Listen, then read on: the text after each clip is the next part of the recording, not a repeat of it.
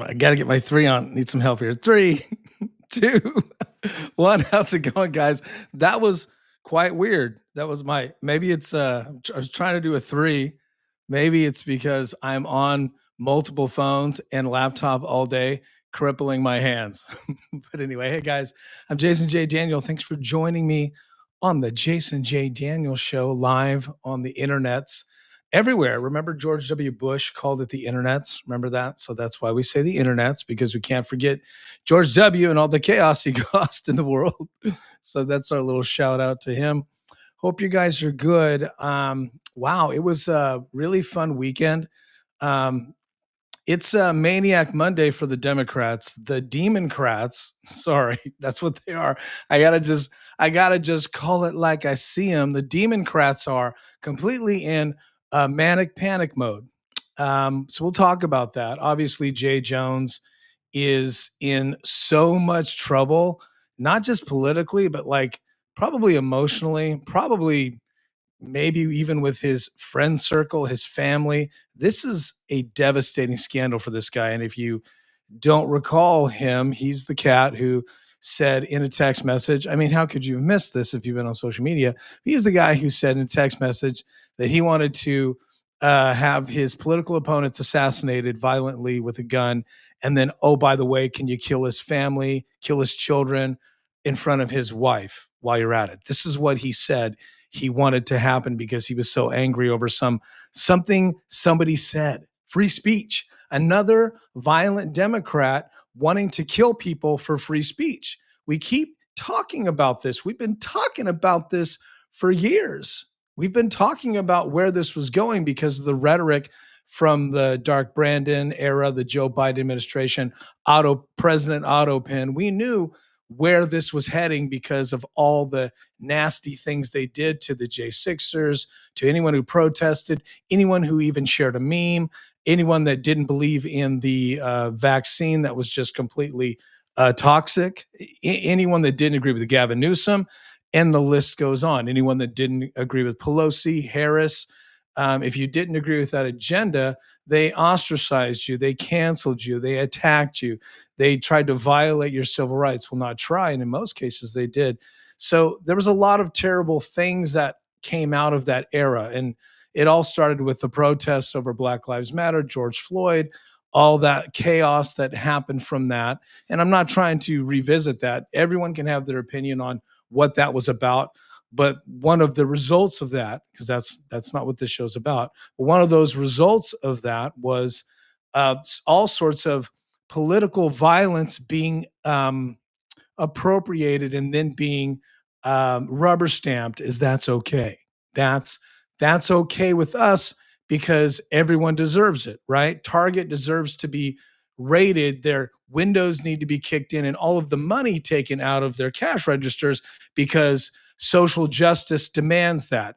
We should take TVs at Best Buy. We should break down Foot Locker, right? We should steal every single item we can and give it to the criminals so they can sell it on the streets because that's social justice equality. Well, so that's where it started, but it was ultimately a way to try to bring down Trump's reelection bid. Because remember, that all happened right before, well, during that last, I guess last year, the campaign, or last 6 months. Obviously, that in 2020 went wild. And from there, it was just a constant attack on conservatives. So it wasn't enough for the Biden administration to win. It wasn't enough for these woke lunatics to take over. They had to completely double down and do whatever they could to stamp out the rebound, which was eventually going to happen. I don't think they thought they could ever win another election against Trump the way they did it in 2020. I know that they know now that Biden was not up to it and they had no opportunity or chance to win again without creating fear and chaos in the electorate so that people would just be afraid to vote for a conservative. They would feel like if they put on a Trump hat or they were in MAGA that they would be attacked, which happened. They'd lose their job. They'd be debanked. They'd be deplatformed on social media.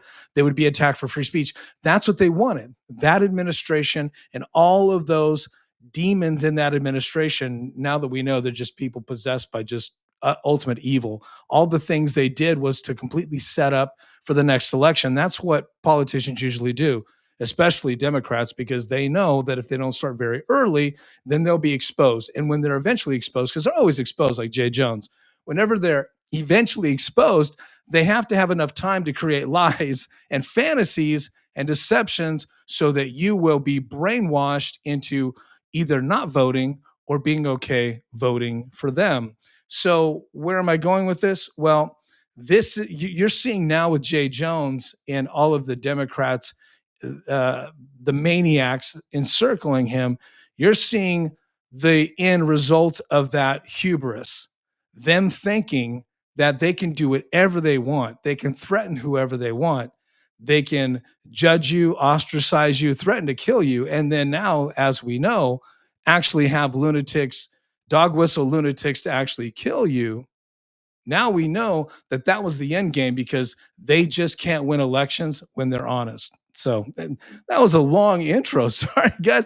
I've had this like bottled up all weekend. So I need to go to first of all, I got to do a sound check. Again, my name is Jason J. Daniel. Thanks for watching the Jason J. Daniel Show. I'm just a guy, man, who's got a big mouth, I guess, and I'm I'm wanting to talk to people about the stuff. Hey, we got people watching on the old X machine. Thanks, guys. I have to now pin this to my profile, and then I just need to check our sound here. Okay, cool. We got our sound going. So thanks for watching, guys. Again, my name is Jason J. Daniels, the Jason J. Daniels Show. We're gonna have a Maniac Monday. we're gonna go through the weekend. I was itching to do this all weekend. I was tempted to go on last night, but things just got too crazy. And it was it was just a really wild weekend. A lot of it was surrounded around a couple of things. Jay Jones, obviously that scandal. I have a prediction. I'll give it to you in a second. And then now Gavin Newsom's puppets, they were in action a little bit.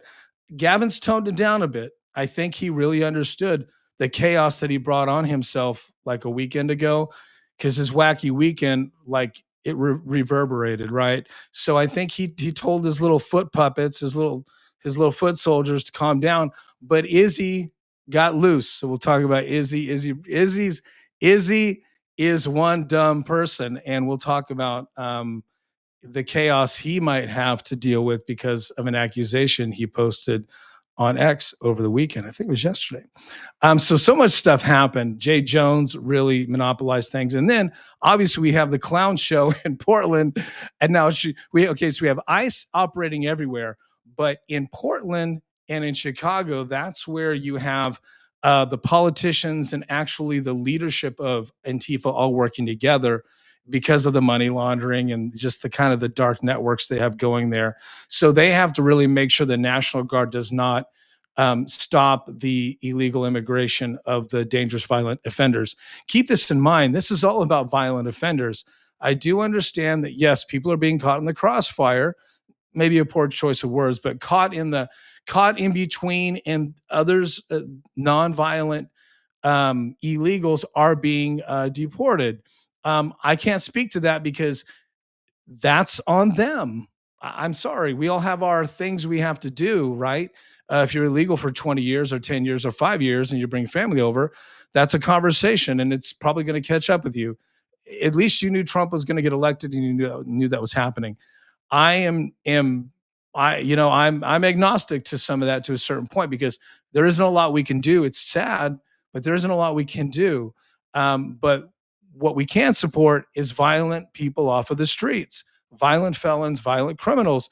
This is all about criminals, guys. It's all about criminality. How do we know that? Well, look at all the criminals coming out of the woodwork to stop this. So I'll show you some video on that. I got a lot of response on when I share videos and give you commentary, I get positive feedback on that. So I'll be doing a little bit more of that. So thanks guys for that.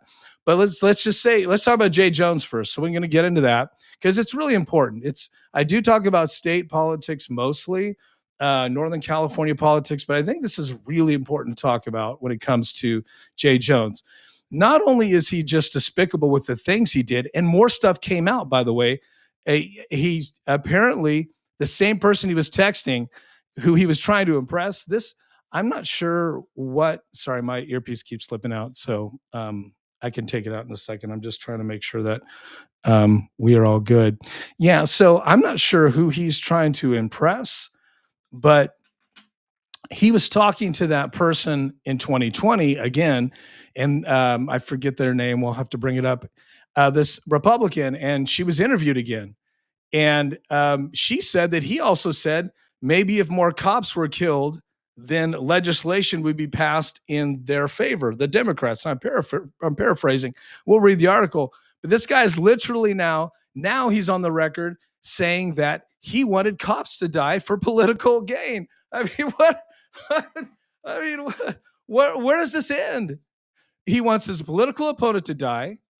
Then he wants children to be murdered in front of their mother. It's all documented.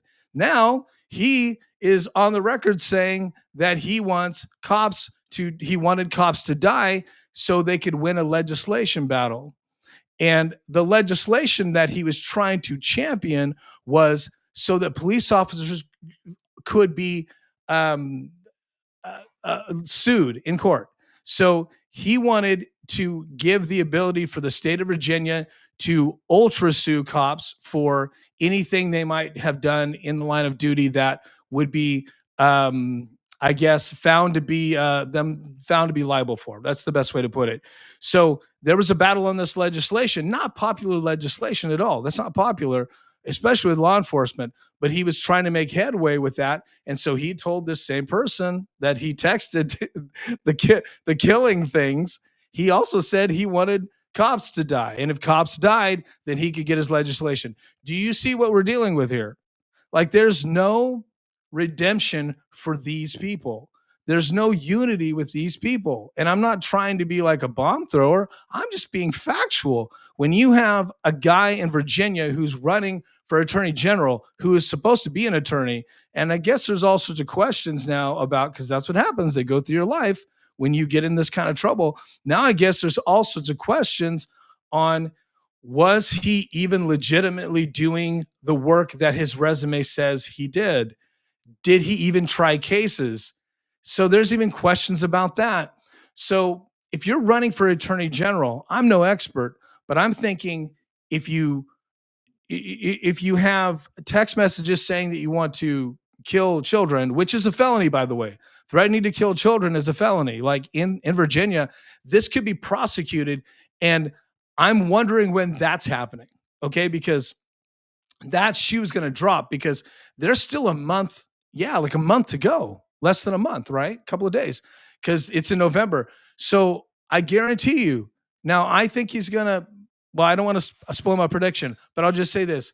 If he doesn't drop out, I guarantee you that will happen. There will be an indictment investigation probably a week or so before the election, because he has to lose at all costs. Now, when I say at all costs, legal and ethical costs, right? We're not them. We don't play like them.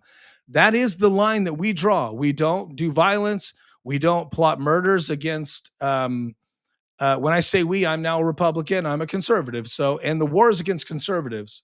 So I'm just going to be honest and say we, because I feel like that I am now a target, like everybody that's a conservative might feel that way, because I have had people do political things to me in the past when I've worked in local politics, not necessarily violence. They threatened violence against me. I had vandalism done to me, um, emotional kind of, bullying, stuff like that. But I never experienced, these kind of threats. But I mean, I got hate threats, or not necessarily. I mean, I get random threats, because I had a blog that was really popular, and I was running a recall. So I got negativity like that, but it wasn't anything like on this level where people were plotting to murder me, like what this guy's doing.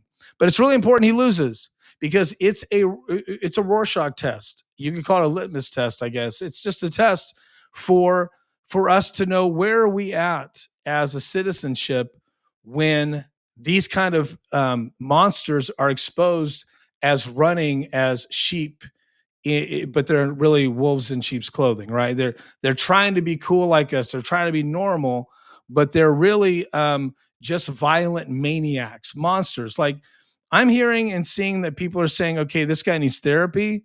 Um, Yeah, I mean, he needs therapy. He needs more than that. You know, he needs he needs Jesus. But no, he needs to be prosecuted. That's the only way you learn. When you are somebody that does this kind of hate messages, violent threats, you have to be investigated and you have to be prosecuted or at least an indictment so that you are held accountable. It's clear that no one's going to hold this guy accountable in Virginia except Republicans or the law. There's really no easy way around that because this guy is a lost cause. Every day they're going to drop more and more stuff. They're already doing tons of opposition research, and the look on his face when they interviewed him, I'll be playing some of those videos. The look on his face let me know he knows there's a lot of shit he texted people, and this is just one of the things because he's hiding. That's how I know more stuff's coming out because they're probably reaching out to him saying, "Hey, we're about to drop this next week, and then we're going to drop this." It's death by drip drop, right? This is how campaigns do it. And this guy has got all sorts of energy, negative energy around him. This newest revelation that he wanted cops to die, which is an on the record, a politician, a friend of his on the record said this. We know it's most likely true, or there's got to be truth to it. In fact, I'll read the articles we go on. His lawyer called when the news station or the I guess it's a website, when the journalist reached out to them for comment, his lawyer called right back, and the lawyer refused to be on the record, so they ended the call. And then a little while later, Jones issued a statement denying it. That shows you it's real. Okay. Because if it wasn't real, he would be out doing a press conference that was a legitimate press conference saying, okay, I might have said this, mea culpa. I'm very sorry. I apologize to the family, but this stuff's lies. It's getting out of control. This guy, if he even tried to do damage control, I think he could help himself a little bit because people want somebody to not be a coward and be responsible. That's important. Be responsible for the stuff you said. And if this was a one-off thing, like he's saying, he would actually have a bold, in my opinion, a bold, confident press conference that said, hey, I'm sorry. And he should call the family and apologize or at least issue it. They probably won't talk to him. But see, by the way, side note, if I was the father, not that he threatened that guy. If I was the father of the children he threatened to murder, I would be all over police chief, whoever, whatever jurisdiction he lives in, whoever I could to get him, the attorney general now who he's running against, whatever I could to get him indicted, because you have to be held accountable for that. And even though we know how this is going to end, Jones knows how this is going to end, and I'm going to tell you how it's going to end in a second. After it's over, I'm going to follow this case because I think he needs to be held accountable criminally. So I want to break this to you. I don't know if this is just me, being Captain Obvious, but my prediction is after today, Jones is very cooked. He had the opportunity to quit the race yesterday. He's hiding. He won't quit the race. And then they dropped the cop thing. So here's how it went. And I'm sure you saw Trump's response. Trump, JD Vance said the guy needs to get out of the race. He's a maniac. Trump said the same thing, endorsed his opponent, and said he needs to drop out of the race. The president, right, said you're out, which in most cases before Biden got into office, that would mean something. But because of the disrespect that Biden showed to the office, he proved that people can resist the office. Politicians can stick their finger up to the president and say, fuck you.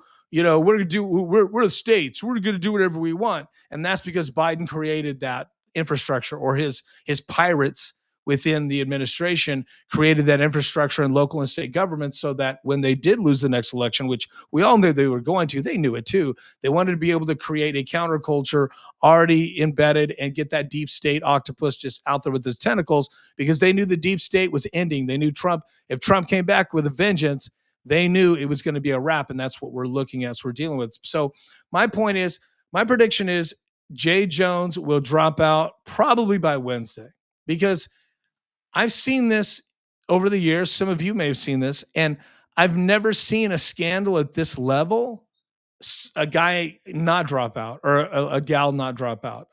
And if they don't drop out, that just ruins their future because you're burning money. And this is what your party now, now his party's not putting any pressure on him, apparently, which is staggering. Maybe it shouldn't be, but normally your party would just end your political career because you burnt an opportunity, right? At this point, I can see the calculation with the Virginia folks. They're saying his leadership. They're saying, well, we're a month out. There's no replacement. You got to ride this out. And even if you resign, you're still going to be on the ballot. You're still getting votes. Okay. Well, it doesn't matter. He's still going to lose. So you got to look at it this way. If you're Jay Jones, you got to look at it this way. Do you fix your image? Do you do the honorable thing? Do you take the weaponization of your words out of the zeitgeist by mea culpaing and just ending the controversy, and then you can bring healing and do apologies?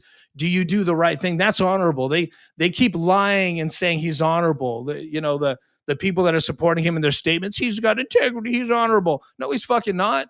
He's a monster. He's a maniac. He's got head problems. He's a head case. He needs to talk to a psychiatrist and get this out of this whole thing about going right to murder when he doesn't get his way. He's a little baby who's tantruming. He's a man-child. He's a spoiled brat. His family has money. His family had been in government forever. He's never worked. Again, another guy like Gavin who is never worked a real job in their life, and then they get installed in these positions and they have power over average people and they manipulate and ruin their lives and enrich themselves and become millionaires and just ride off in the sunset and have a career where they did nothing but steal from you for 40 years, which is what we're dealing with Congress. So we have to start I think as a populace, as a people, putting our foot down now and saying, when we see these maniacs, either party, look, if this was a Republican, I'd be saying the same thing. This is a maniac who needs to drop out because, look, children are children. Life is life. But anyway, my point is that this guy is not honorable. He's a head case. But if he was honorable, he'd drop out. Now, that may sound easy or elementary. Hold on. I got to make sure I'm not doing advertisement here. There is a brand on this. I need some, well, it's not agua, it's soda. I know every once in a while I have a little soda, guys.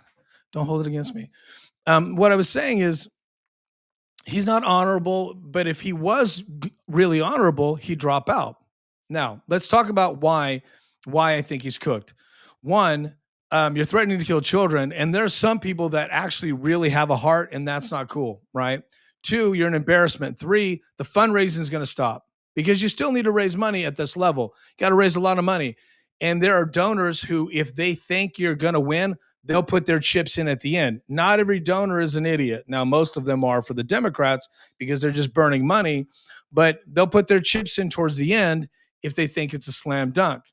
The other situation that why I think he's going to drop out is because, well, he needs to save face. I think he's egotistical enough to go, hey, you got to drop out and then rebuild your image and let's move on. If you want to really be in this game, you got to go through the rehab route. It works all the time. People, you can be forgiven, but you can't be forgiven if you're arrogant, right? So there's that. The other issue is fundraising is going to stop. Also, the internal polls are tightening, and that's something that's out there now. The governor's race is attached. Now all the races are being attached. Even school board people are getting involved, right? Everybody's picking a side because it's getting a lot of traction, a lot of eyeballs. So the other side of that, the negative of that is that if you lose and go down in flames, you guys you're all in it on this boat with him. Like, he's your captain to your ship now, man. He's the face of your party in Virginia, whether you like it or not. So they're weighing that calculation. But what I'm hearing and seeing in the videos I've watched, the smart people, what I've seen is that the internal polls are tightening, even though the governor's race is like a 10% thing before this dropped. The governor's that race is Abigail against Winston Earl. That is going to tighten up. even though they say Earl is not a great candidate, she doesn't have good optics, she doesn't do well with speeches, those kind of things. She doesn't have a good track record. She does look like she could kind of close the gap because people might just vote for her because they're tying Abigail to this guy because Abigail won't cut ties with him yet. So the polls are going to tighten up. There's still 30 days, right? A lot can happen in 30 days. So that's another reason why they're going to make him drop out. And I think mostly the last reason is that they all are going to look at this and know that they're all going to be, they could all possibly lose, right? If the heat continues to pick up, he could bring some of them down with him. And that's really, really a problem for them because um, Virginia, as you know, is right in the epicenter of the power of DC, and this is a really important. Any constitutional state office is important for Virginia simply because you're right in the middle, in the heart of the power of the nation, and there's a lot of money there. There's a lot of deep staters. It's a really, really tough place for Republicans to win, but they have and they can. Now, the opponent, Jason Myries, I'm maybe saying that incorrectly. I probably am. He is, he's I think 5 points down to Mr. Attorney Maniac General Candidate Jay. So those polls are tightening. So I think what's going to happen is if you get within 2 to 3 points margin of error in the polls, he's cooked. He's done. So those are all the reasons I think they're going to force him to drop out. There isn't any reason to stay in. There isn't. And if you're Jay, you have to look at it this way and go, okay, now am I going to be a political sacrifice?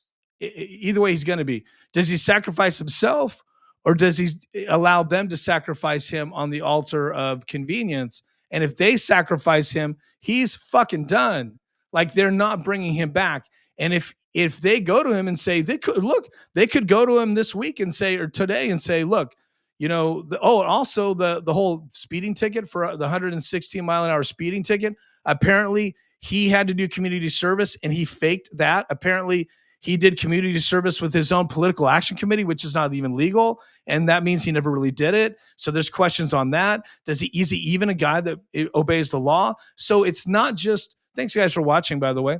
It's not just the fact that he's just a maniac and a head case and a homicidal ideologist, and then he wants to kill people when he doesn't get his way, and his tantrum is hurting you, and he needs help mentally and emotionally. It's not just that, but it's the fact that he demonstrates he breaks the law or that he doesn't really abide by the law. And so fundamentally, there's going to be people that now look at the Attorney General Office of Virginia and go, do I really want a guy that just can't even fucking pay a speeding ticket and do his community service? He's got reckless driving. Oh, and by the way, he can't control himself on a text message.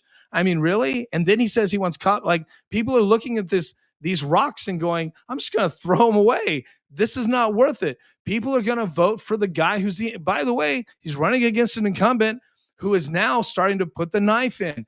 And this guy, Jason Myries, we'll get into it. He looks like a guy that actually is stable and won't threaten to kill your family. So that's really important. So let's get into. I've just been chatting away, and just kind of talking. We'll get into some of the videos, and I appreciate it, guys. Guys, thanks for watching on Rumble. Subscribe on Rumble; it really helps. My Rumble numbers are really going through the roof, so thank you. Rumble's been good to me. So if you are a YouTube guy or gal, follow me on YouTube. Really appreciate that. So why are the Democrats? I'm going to monologue on this for a second, just for a second. Why are the Democrats circling the wagon around this idiot who's circling the drain politically? Like, if he goes all the way to the finish line and gets beat really bad, which he will, there's no recovering from that as a politician, because he's a bad politician. He's reckless. He says a lot of things that he can't control, and nobody wants to spend money on that. And it's tougher for Democrats to win elections. Now, even in Virginia, where Democrats automatically win, that's hard for them. It's going to be hard for them to win. It's not going to be a cakewalk now. And it's going to tighten up in the next 30 days. So he's even creating a problemo for them. So But why are they circling the drain? We're circling the wagon for him is simply because I'll show you one thing that you should see. And I think it will make a lot of sense here. I'm going to show you Virginia. Okay, so why are they circling the wagon around him? Well, look at where Virginia's at. Well, you know this, but I just wanted to show you the map. I think it's really important for everyone to just kind of go, this is why they're circling the drain, circling the wagons around a guy circling the drain, because this is one of the most powerful areas to hold political office. You're right in the seat of power. You got Virginia, you got Maryland. This is it. Sorry, the map keeps. This is it, man. So they're not going to turn on him. Also, because the deep state controls a lot of this region.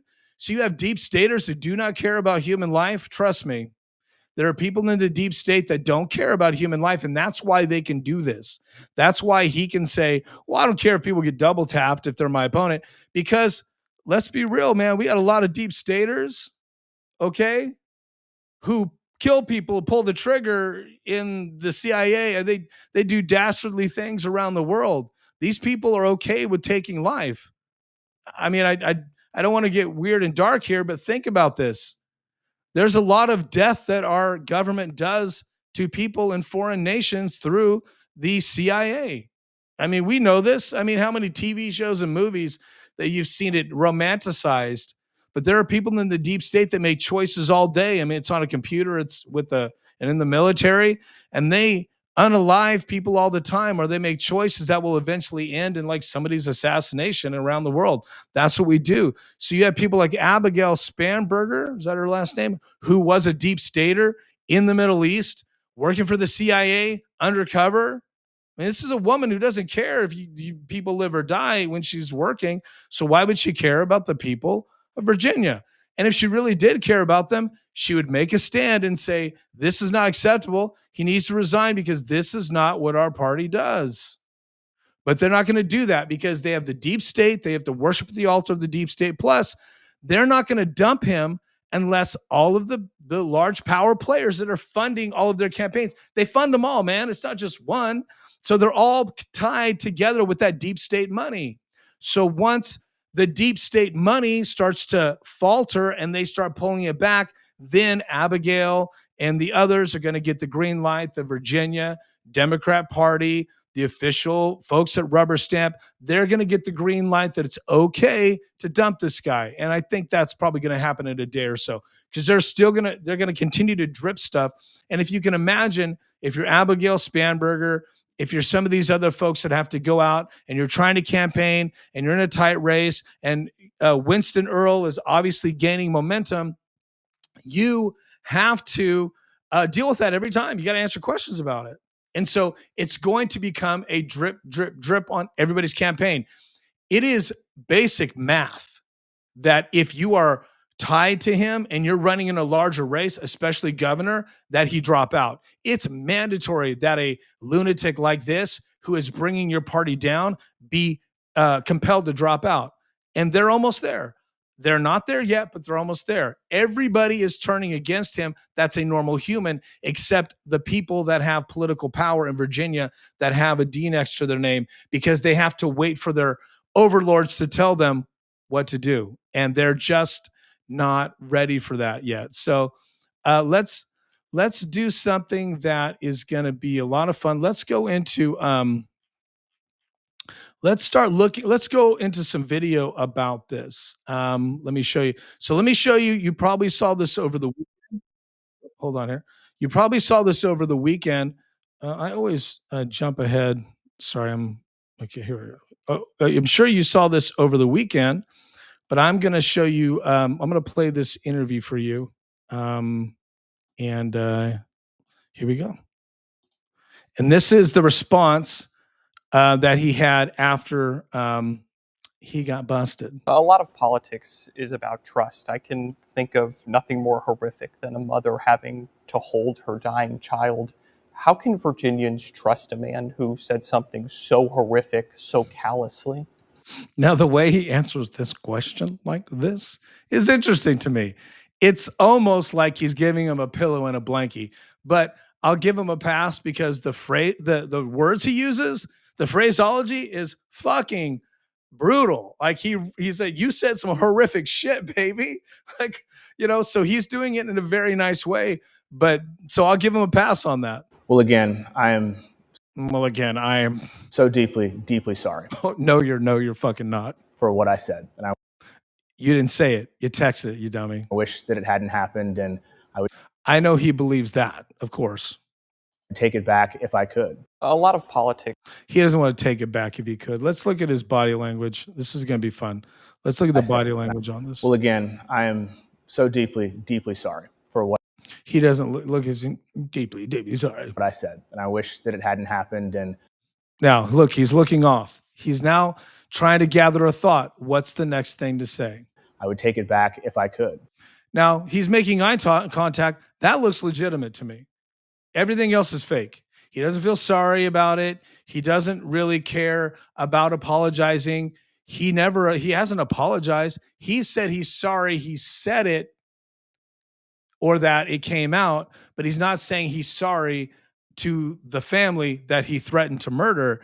And he also said in his statement, his written statement, this is a Trump scam. This is a Trump, the Trump, a lot of politics. The Trump administration is, the Trump administration is trying to scandal me. It's the Trump administration's fault, right? Let's see here. Okay, so if you have not seen that, I think that was interesting to see. I think that's important. And then let's see here. I thought I had these more organized. Sorry about that, guys. Okay, here we go. Oh, here we go. Now here's Winston Earl talking about the situation, and I liked her little speech. It was pretty cool. Here she goes. Sorry, guys. Here we go. Coming from the mouth, the calls for hate and violence are coming from the mouths of the Democrat Party's leaders. And Jay Jones is just the most recent, and his wish for violent acts the most clear. So if you can't. Now, she is really, sometimes I've been watching her videos. Sometimes she's spot on, but sometimes she's very inarticulate. And that didn't really come off like smooth, but because she's reading it and she's trying to get out there. But look, now she's going to hit you with the eye look. Okay. Now she doesn't have to read the script for this. Solve a problem. Well, I was wrong. There she's reading it. You can't name it, but I will. And here and now, the leadership of the Democrat Party has become consumed with hate. That is fucking right. That is so true. They are so consumed with hate. And also, Abigail said, we have to do our rage. There's rage. Everybody needs to get on, we have to let our rage show. Now on the Sunday shows, which is always a lot of fun, you've got the people defending and the people trying to hold call for the assassination. Sorry about that. That's really loud. Trying to hold this dude accountable. Sorry if I blew you out there. Trying to hold this dude accountable. And what is crazy is that there was a great opportunity for Abigail to go on these Sunday shows and denounce this fucker. Jones could have gone on one of these shows. He would have totally been like the star, right? He could have apologized. He could have changed everything. In fact, if I had been his campaign manager, I would have said, go on Meet the Press, tell them you're an idiot. You were drunk. I'd say I was drunk because honestly, I do believe he might have been high or drunk to do that because that was the only explanation I had when I read it. Plus, he was talking to a woman, and I feel like their relationship, I don't want to speak out of pocket here, but I feel like the relationship between him and this Republican woman is weird. And I feel like to me that it was too familiar and he was too comfortable and he felt like she was never going to spill the beans on him. And when you do that with somebody, when you have that kind of relationship with somebody that's of the opposite sex, and you're not really, really good bros, everybody thinks you guys are having a sexual relationship or you're trying to get you, right? And it was just weird. Now, I got to be honest. That was weird to me.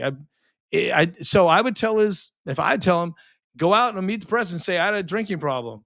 I'm sober now. I'm gonna do rehab. Just I don't drink. I'd say whatever it took, and I would look in the camera and say, I'm a changed man. I would say I'm a changed man, and I'm not.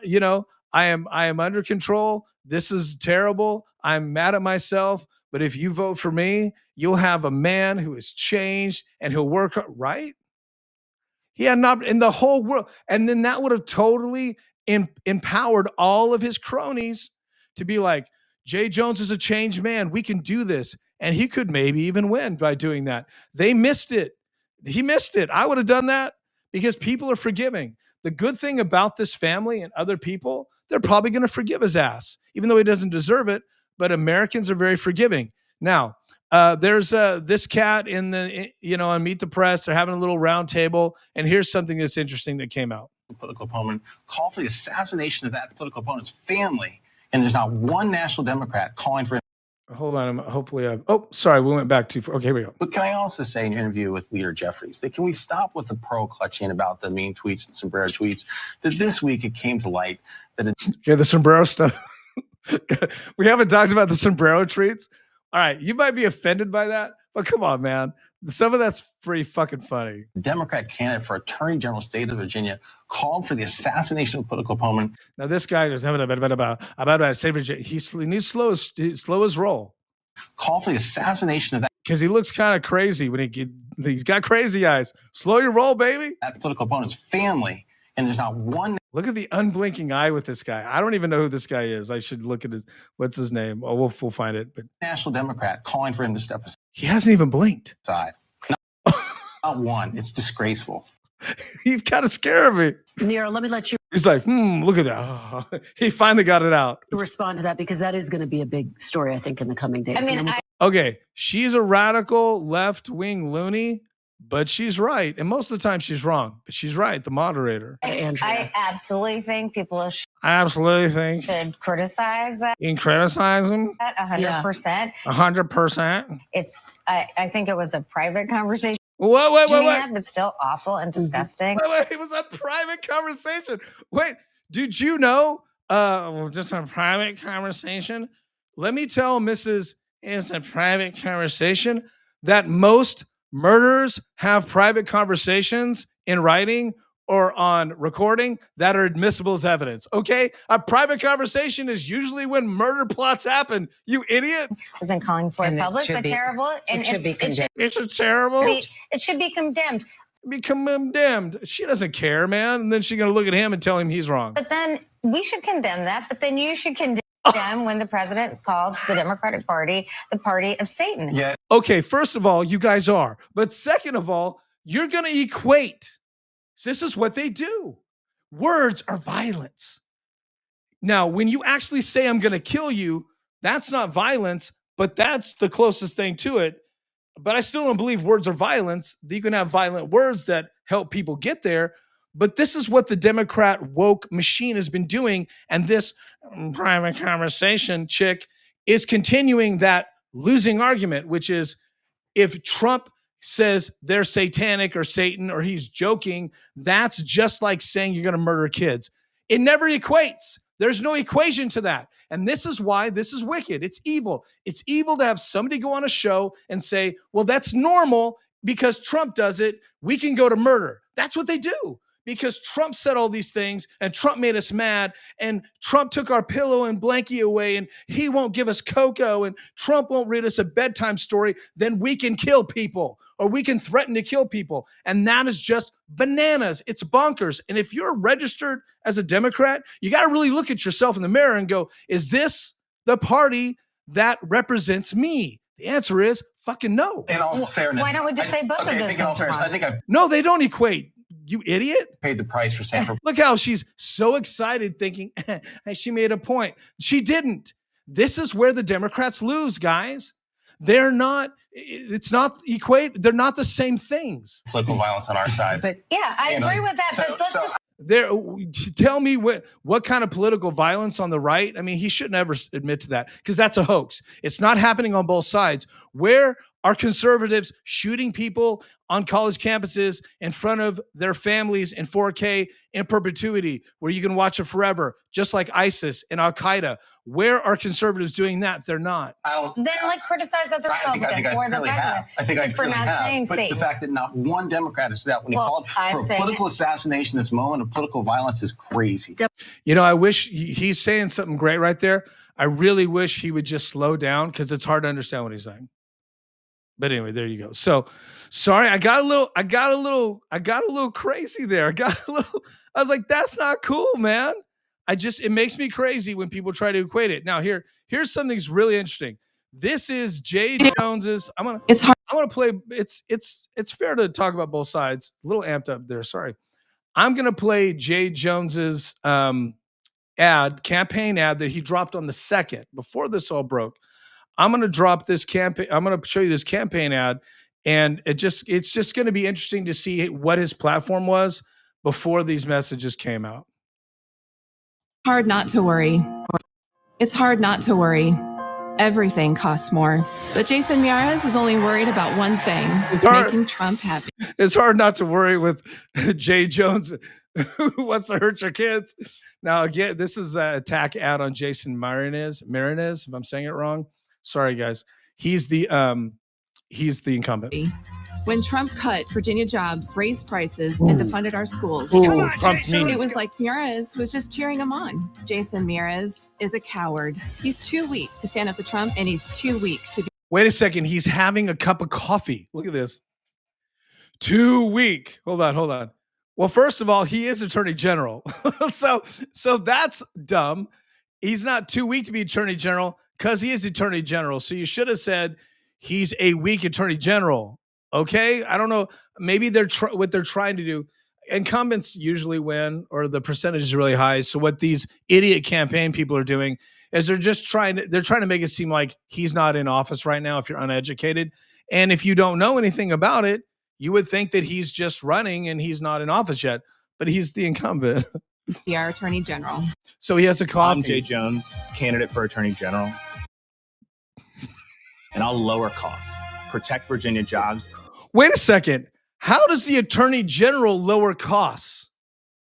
Yeah, Lola, let me ask the audience here. Well, I don't know how does that happen? Is that when I think of the Attorney General, actually, when I go to the store and buy eggs and they're like $6.50 instead of like $4.50, I think, God damn, the Attorney General's not doing his job. Who comes up with this shit? And this is why I play these things for you, is because you need to see the lies that are being told all day long, man. And when you're not educated, why am I doing this? Because I like to talk about it and I feel like I can help educate. And I just kind of have a brain for it. I'm a junkie, right? I'm a political junkie. If you are not paying attention, you're going to think, well, does the Attorney General lower prices? And our schools. And that's why I sponsored this ad. That's why I protect Virginia jobs and our schools. How is he going to protect jobs as the Attorney General? You're supposed to put bad guys in jail, motherfucker. Well, maybe you should put yourself in. If he gets elected, could he indict himself? That would be awesome. And that's why I sponsored this ad. No, it's not, because you're a moron. Okay. All right. So it's hard not to worry. I'm done with that. Okay. So so that's wild, right? Let me stop sharing there. Let me reboot this. So interesting. It's really interesting. And this is why I do these things, is because, and why am I talking about Virginia? Because it is a big, big deal. It's a big deal. And if you just joining me, thanks for joining me, guys. Thanks for watching on Rumble and X. Really appreciate it. The Democrats it's their manic. They're getting Manic Monday popping, man, because they're just proving how evil they are by supporting. Sorry about that. My water popped. By supporting, I know that is not aesthetically comfortable to hear, so sorry about that.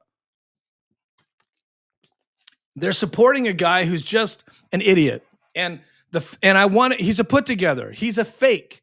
So it makes sense that this like fake persona is totally slowly unraveling, and they're dripping and dropping the Republicans a new thing every day. And there's more about this guy that I'll show you. Let me see here.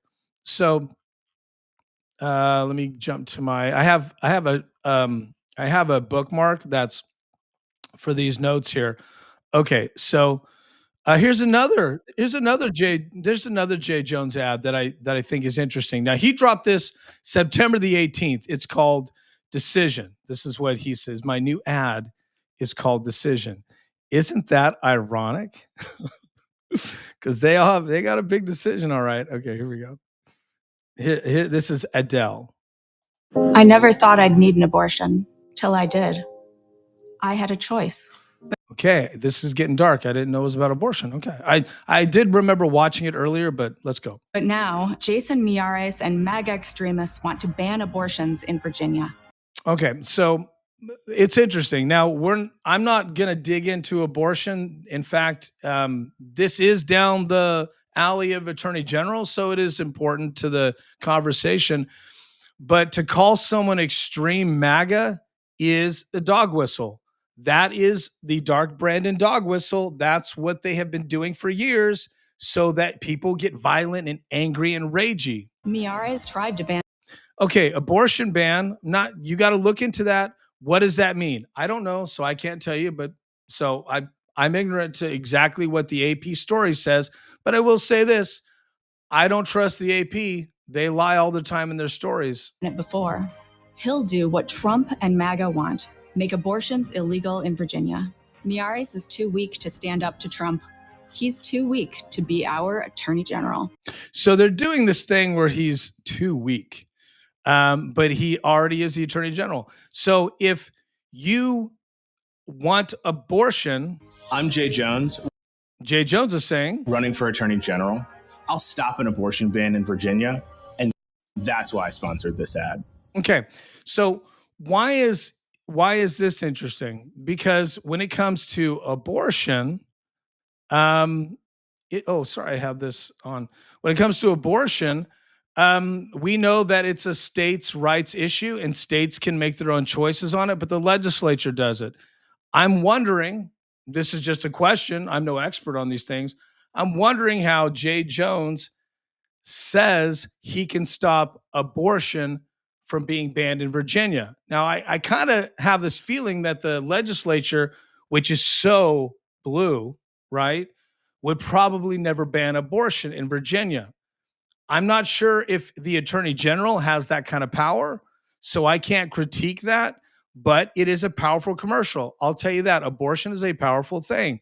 But it's interesting to me that they went from abortion, because the abortion ad was first, and then they went to the other ad, which was, he's too MAGA, he's too Trump connected, he's a friend of Trump. It's interesting that they tried to connect him to Trump. Trump didn't endorse him until Sunday.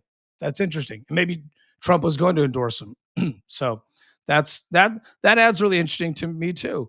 But again, however you feel about that, as a person, I don't know. It's a hot button issue. I don't know if I just really don't know what the Attorney General can do about that. Now, here's another. Okay, here's Morning Joe, which is really interesting. I have a lot of videos tonight, so hopefully this is interesting to you. It's fun for me.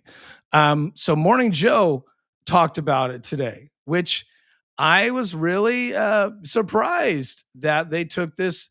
I mean, I'm not surprised. They're very normal. They're even though they're very radical against Trump, they're not radical against the country. If you watch Morning Joe, you know Scarborough, you know his crew.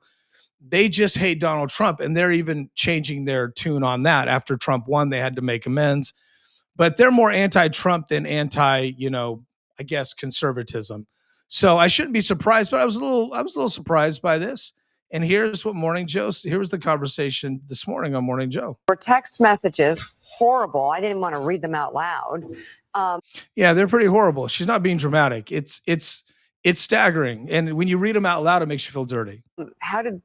I'm wondering how the text messages came to life. He starts deeply disturbing messages that have been swiftly condemned across the political aisle. The Republicans have tried to tie this to. No, hold on. He's lying. They have not been swiftly condemned. So that's where I'll take an issue with him. No one's condemned it except Republicans and like normal people. To the Congresswoman. He knows he's lying. Spanberger, the gubernatorial candidate, she did very quickly. Gubernatorial. You want to say gubernatorial? Yeah. Denounce them. She did not denounce them at all. She said, I would not agree with it. It's pretty much what she said. She didn't denounce it. Denouncing is saying, hey, this is like fucking terrifying.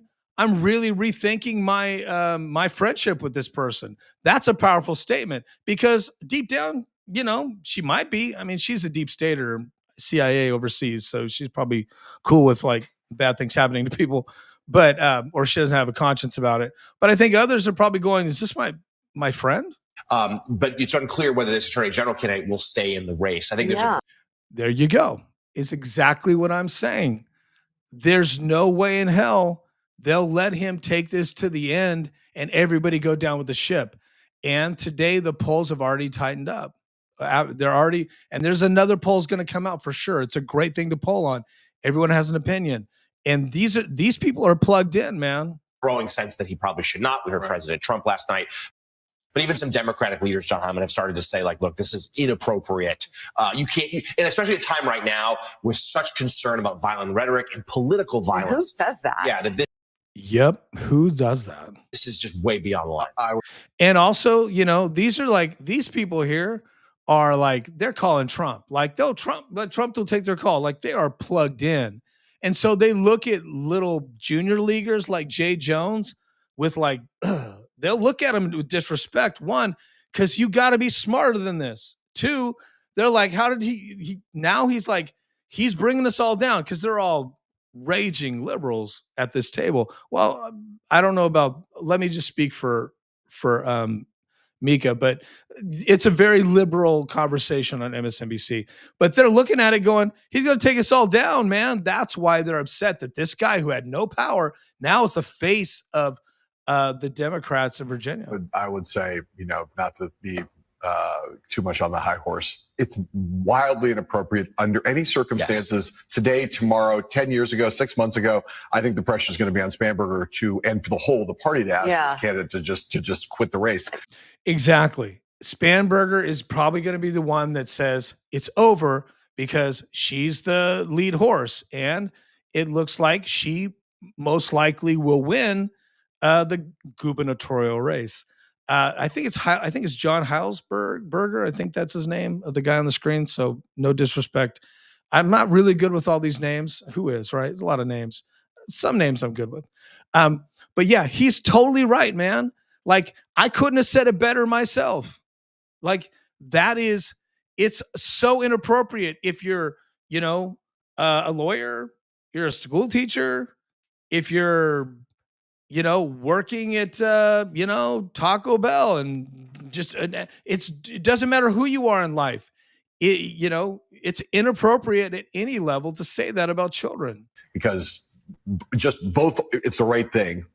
He's going to tell you what I was, maybe not exactly what I said, but he's going to tell you his reasons why this guy's cooked. One, it's the right thing for him to drop out. And also the political splashback. You don't want to mess with this right now. Says that? Right? I think the right thing to do is basically this guy should do everyone a favor and step out of that race. Yeah. 100%. Now that's how they're going to look at it. Do us a favor, do us a solid, and get out of this race because you're cooked, man.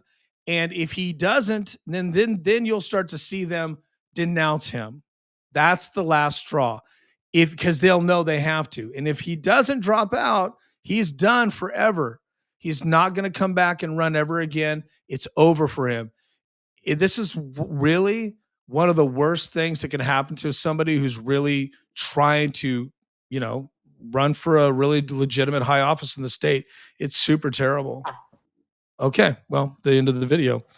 The look on his face says it all. It's super terrible, guys. Thanks for watching. My name is Jason. If you're watching, this has been fun. I am. We're just talking about Jay Jones's text messages, man. We'll move on to something else in a second. I'd like to also talk about Gavin Newsom's puppet show and the Antifa clown show, which is always a lot of fun. But look, Jay Jones.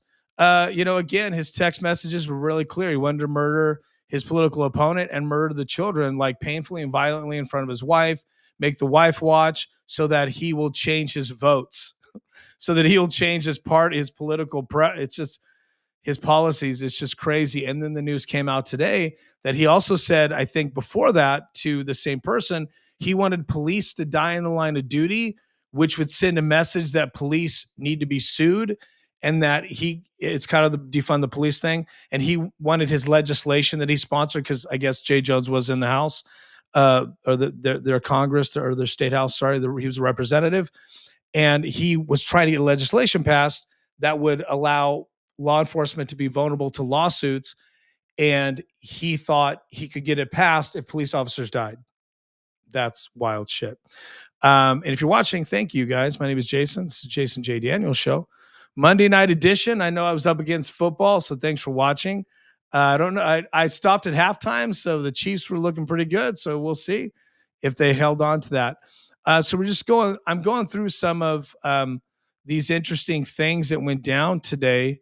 When it came to Jay Jones, a lot of news was breaking for Jay Jones. And so I'm just kind of showing you some things that are interesting. Here's something else that's interesting.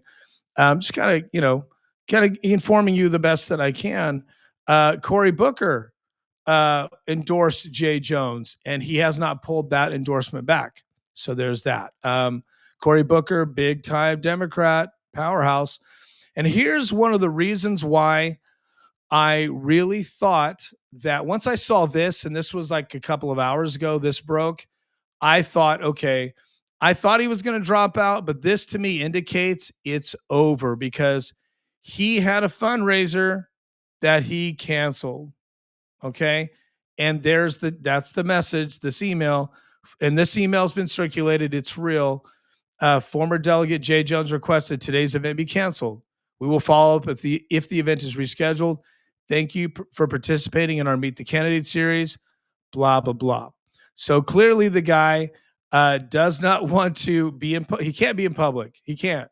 The last time he was in public, this is a really interesting commercial here. This is from the Jason campaign, which is really, it's a staggering commercial, and I've researched it. It's true. Jay Jones cannot appear anywhere. He just can't. If he appears anywhere, he's going to have to answer questions about all these violent things that are coming out about him, his violent tendencies. Okay, this is an interesting ad here. This one is about Jay Jones's driving. Let's make sure. Okay, we're not going to blow your ears out. Okay, go. On a dangerous stretch of I-64, Jay Jones pushed the needle to 116 miles an hour. That's effective to have the. And like I talked about in the last show, I think it was Friday night. It was a midnight show, Friday, Saturday.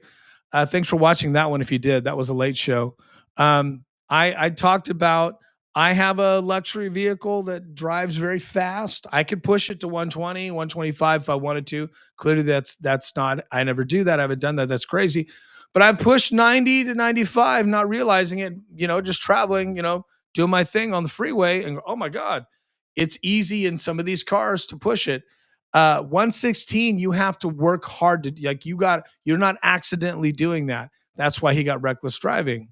That puts regular Virginians in jail. But Jay Jones is a politician. That's true. I love how this commercial brings him in, just kind of flapping his jaws. He got off. You notice he got off. No, and it's not a very flattering angle too, which is very smart. You notice how he's not in a suit and a tie. He's in this kind of zip up thing that a lot of the politicians will wear. They're just trying to make it seem like he's just kind of like an average guy that doesn't really pay attention to the law. Jay Jones's punishment for endangering lives? Community service. And he served himself. Jay Jones counted work for his political committee to avoid jail. And one of his buddy judges, accepted it. You or I tried that, they would give us the year in jail for frauding the system. Jay Jones is too soft on crime. He's doing crime. Like his own. I'm Jason Miyares, candidate for Attorney General. It's Jason Miyares. Okay, I got to be better about that. And I sponsored this ad. Okay. So now I would say this. I would work on this whole tucked in shirt thing.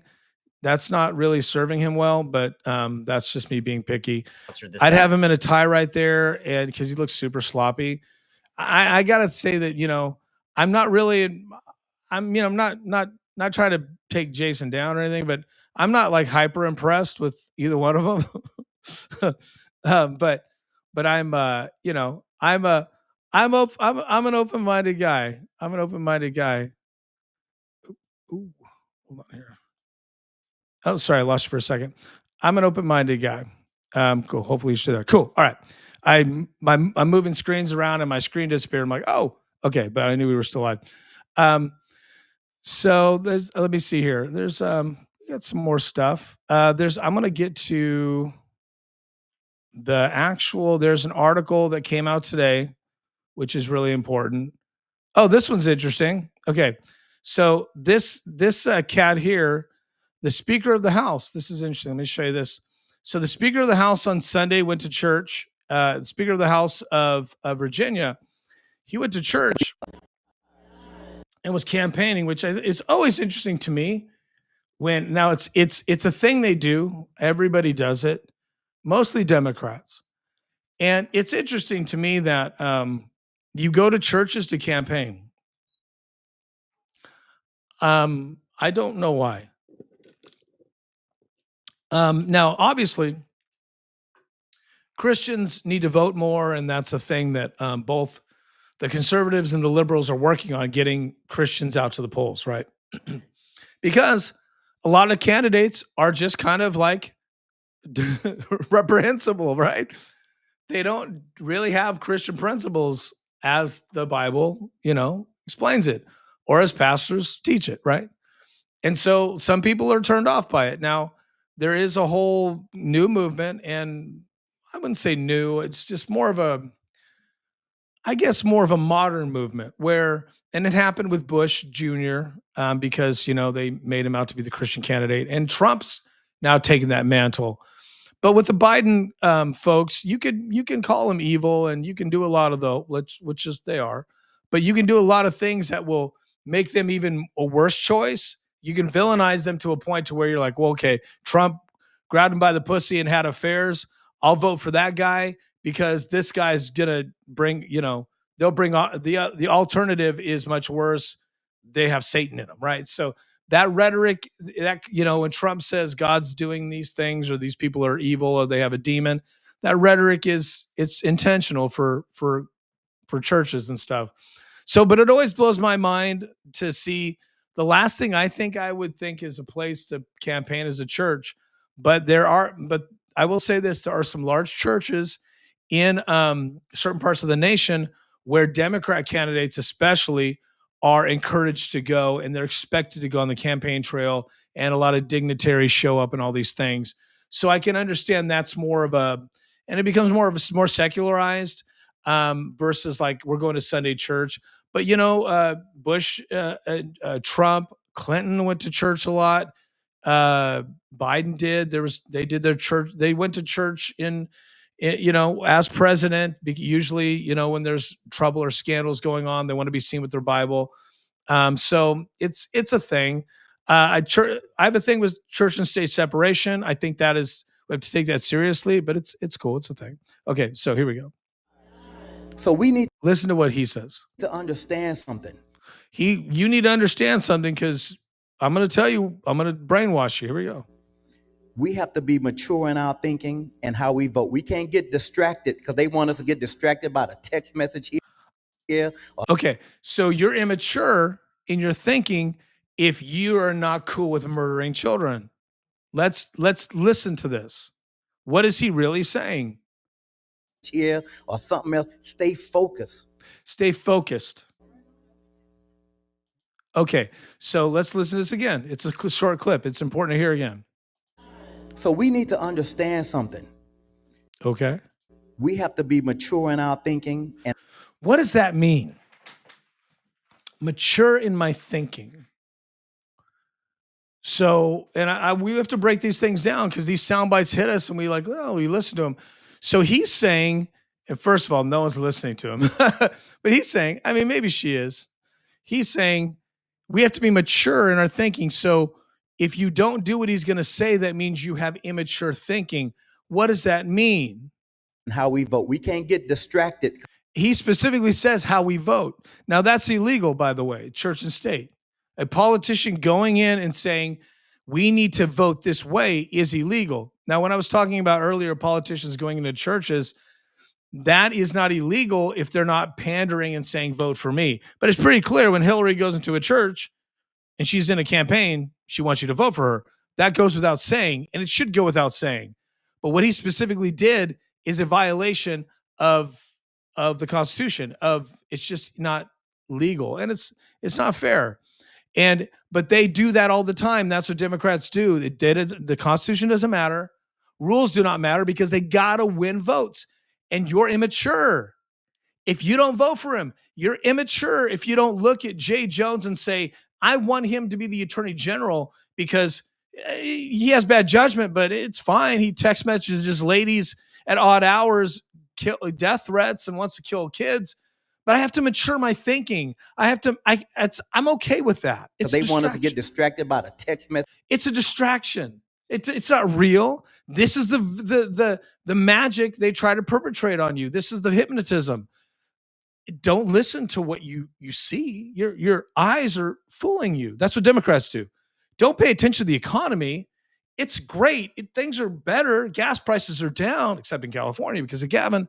But you're immature to see that as good. You have to see it as bad because ultimately Trump hates you, and ultimately we're voting against Trump. That's how they justify it. It's all about Donald Trump. It's not about the guy who's in your state that will make choices that affect your life and who wants to be soft on crime and let lunatics out on the street. No. That's immature thinking. If you want to be safe, it's all about Trump. It's Trump's fault. Here or something else. Stay focused. Stay focused and vote how we want you to vote. We're hypnotizing you. Stay focused. That's interesting, right? I think it's interesting. I think anytime a politician tells you you're immature, you're not this if you don't vote for me, you're dumb if you don't vote for me. That's kind of saying you're immature is kind of a way of saying you're not smart. You're not at my level. If you want to be at my level, because I'm in a very expensive suit and you're not, and I'm telling you what to do in your pulpit, I'm acting like a pastor to you, you should not be distracted, right? They love that shit, man. And, they think that they think it's their right to tell you what to do, to tell you how to vote, tell you what not to vote for. This one's wild. This is really wild. So Senator Mark Warner. Now this is a senator. Okay, let me show you this one. Mark Warner. He is, with the big dogs in Congress doing nothing, by the way, in the shutdown. We haven't even talked about the government shutdown that's on day 5. That's crazy. We haven't even talked about that. I love to talk about that, but these Democrats are trying to kill people. They're too busy threatening people. There's so many death threats and hate threats from these Democrats. It's really tough to keep up with these fuckers. Okay, so this is Mark Warner going into some cafe or something, and he's confronted about psycho Jay Jones. Okay,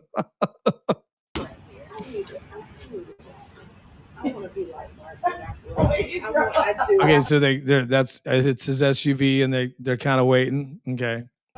I want to be like you when I grow up. I want to be like you when I grow up. I want to kiss your ass before you even walk over. Driver. I want to drive her like you. That's interesting. Yeah, these broke down loser Congress people. Well, I guess you're not a loser if you got all this money, you got this power. But anyway, these emotional losers, they just get whatever they want, man. They're treated like kings and queens. That's why they never want to stop doing this. That's why they do anything they can.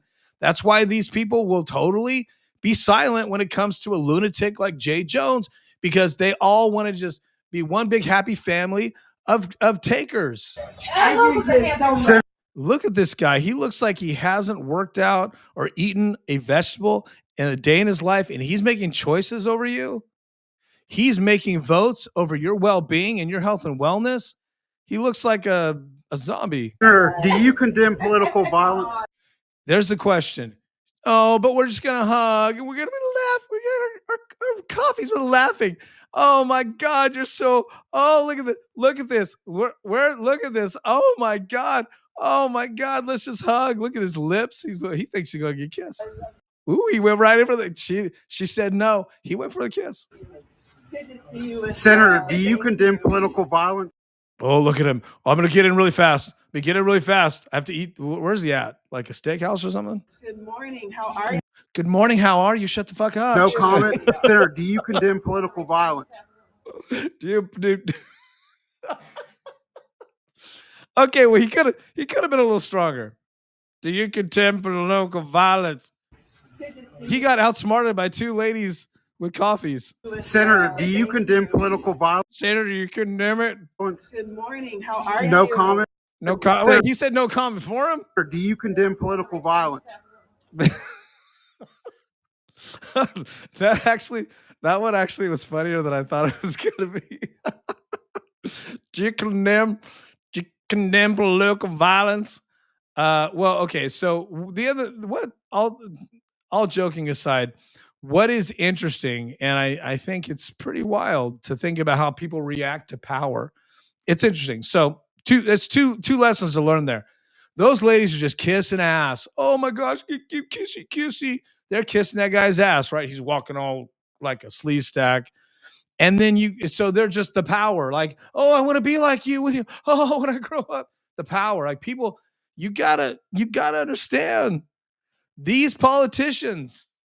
There's something about power that affects people. They treat them like celebrities. They walk into a place and people go, oh my gosh, you're so great. Even though they deep down hate them and the votes they do. Oh my God, you're so great. And I'm not saying being nasty and mean to people. I'm like, if I saw somebody I disagree with politically, which happens all the time, or a politician, I'd say, how are you doing today? But I wouldn't kiss or ask me. So they're kissing his ass. And so there's that reaction. Then there's this guy who's like, you condemn political violence. He's so caught up in that moment that he can't even ask a straight question. Hey, what do you think about J. Jones wanting to kill people, man? That's the question. That's the reaction. Then you get the reaction. Instead, he asks the soft question. So it's just one of the reasons I showed that video is the way people react to power. They're intimidated. Like he thought he was going to I'm going to get him. And he gets up there and he's intimidated because there's just a power that politicians have that people react so differently to in different ways. And, he's as blue as can be and goes with every left-wing lunatic thing. And it's all good. So here's where we're getting into the cop thing. Okay. So this happened today and I'll show you this one. Thanks for hanging in there watching. Again, my name is Jason J. Daniel. It's the Jason J. Daniel Show. I talk about politics, sports, a true crime, which is pretty much covers J. Jones right there. But I'm obviously I'm a conservative Republican. I just changed parties. I'm a Republican now. I was an independent. I'm a conservative and I'm very concerned with political violence and very concerned with the rhetoric. So I'm just trying to call it out here and bring education to it. So here's this interesting post here. Jay Jones said that he would, in 2020, he told the Virginia state delegate, Carrie Conyer, this is the person he has these conversations with. They're weird conversations. He tells her everything. She's got powers, man. But she also has a good memory. So in a phone call, now this was not a text, this was a phone call, that a few police officers dying would help stop them from killing other people. Yeah, now we'll get to the article. This actually was a thing, and there's some memes here. Psychopath. So these are great. Oh, these are the memes underneath the main article. Okay, there's the Antifa stuff. So let me find the article that is very, very interesting. That comes. Let me get here. This one's great. You're gonna love this, and then we'll end with the article that actually talks about him wanting cops to be killed because it has some interesting context. So this is really interesting too. I think this is actually really brilliant. So the Republicans have created a website overnight that's called jjonestext.com. Now let's go to it. Okay, here we go. It's just as Texas. Texas. Oh, sorry, I gotta change screens. It's just his texts. Hold on here. Where did it go? Where did it go? Oh, here it is. It's that's it. That's it. It's a blank page with his text messages. It's jjonestext.com. It's pretty cool. So that's really funny. So yeah, so if you want to, and it's like a printable version. Now clearly they're going to be handing that out and knocking on doors with it. It's pretty funny. We're doing a long version. I'm doing a long show tonight. So if you guys are chiming in, we've been on for more than an hour. I'm just talking about Jay Jones. He's one of the most despicable politicians I've ever seen. And I think a lot of people are agreeing with that in the sense that he doesn't even know he's got to just quit this thing. It is over. His campaign is DOA. There's no coming back from this. If he forces people to vote for him, now he's going to stay on the ballot. Your question might be if he drops out. And I think he's going to. In fact, he's cooked. And my prediction is he's going to drop out probably by Wednesday, because the longer he stays on, the more damage these people are going to take. And that's when the next polling should probably come out. I think he's cooked because there's just no getting out of this. And you might be asking, well, what happens if he quits? It's kind of it's the same thing that when RFK in the presidential election, he backed out. The state will make a determination if he can be taken off the ballot.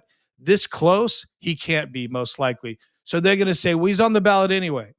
So what that means is, even if he says, I don't want to run anymore, I'm sorry, I disqualify myself and takes a siesta, people can still vote for him. So he could still win. And that's because he's, the legal process is happening. Votes vote, right? So why I think it would be a brilliant strategy, now I'm thinking as a political guy here. If he drops out now and goes on, he'll get any talk show will take him. He goes on, he can't go on a comedian's talk show. That's not going to happen because, you can't do that. So he needs to go on like Jake Tapper, Wolf Blitzer, hell, go on Joe Rogan or somebody like that. Go on a talk show where these people, somebody legitimate, right? And boom, right? Do the mea culpa, roll over, say you're going to get therapy, you were drunk, whatever it takes, apologize to the family, start crying. And then you're still on the ballot. And then there might be a grassroots effort to vote for you because you're showing you have a heart.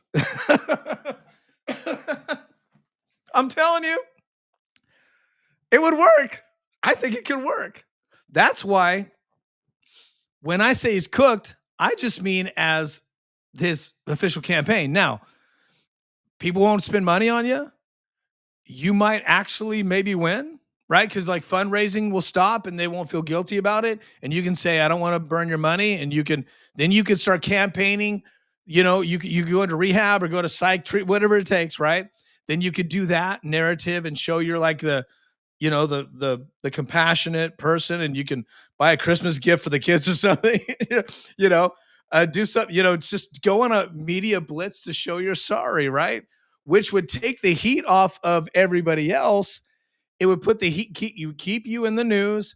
Everybody else could run their campaigns. Then they could say, he did the right thing. And this is what Democrats do. We will not tolerate it. We take advantage of these situations to show you that we will police our own, right?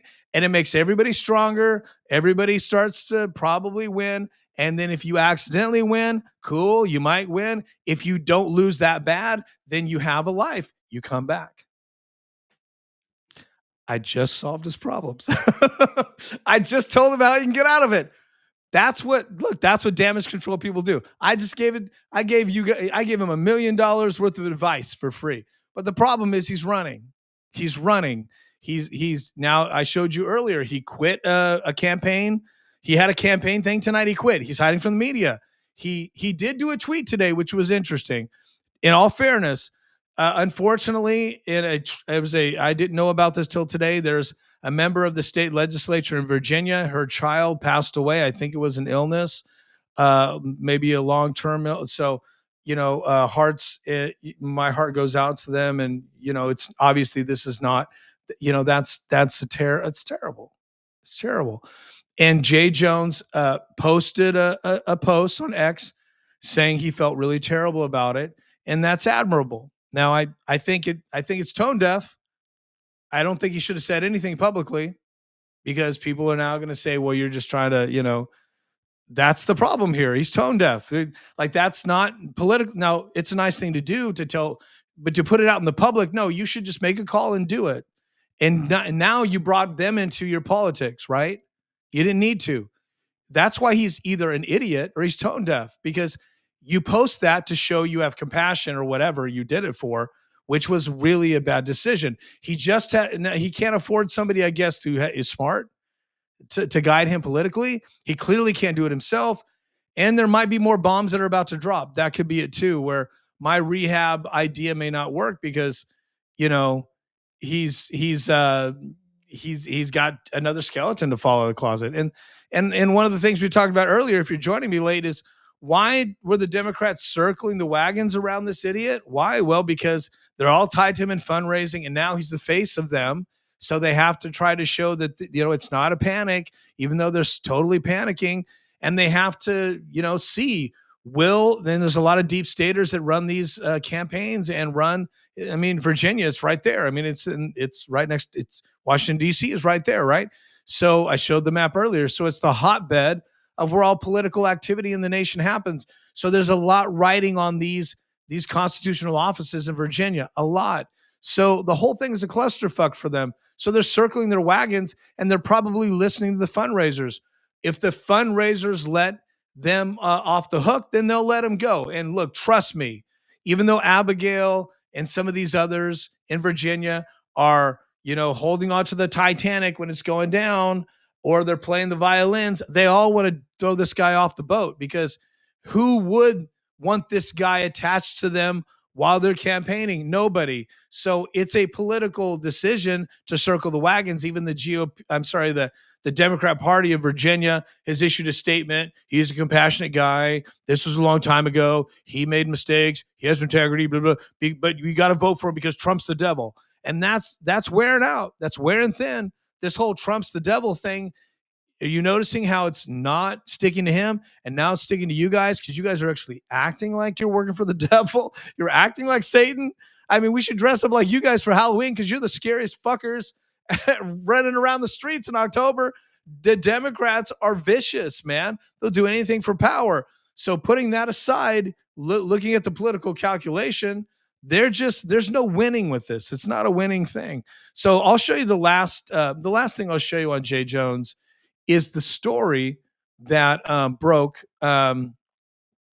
earlier today, which is huge. It's a huge problem for him. And so I'm trying to find, I'm looking to find that story. Give me 1 second here. I have it. I mentioned it earlier, and I do have it. Oh, here we go. I have it. Sorry about that. I have, I thought I had it set aside. Well, anyway, there is a story that broke, and I don't have it available. I thought I had it available. I don't. We'll move on from him in a second, but there's a story. We'll talk about Gavin. Let's go to Gavin. That'll be fun. Gavin Newsom, his puppets are off the chain. Anyway, there was an article that came out in a local, kind of like a Virginia political website. And in that website, guys, thanks for joining. My name is Jason J. Daniel. This is the Jason J. Daniel Show, talking about Jones and for murder. Apparently, Jay Jones not only wants to kill opponents and their families and children, but today what came out was he told this same Republican woman who he's having deep conversations with on the side that he's trying to impress, telling her crazy shit.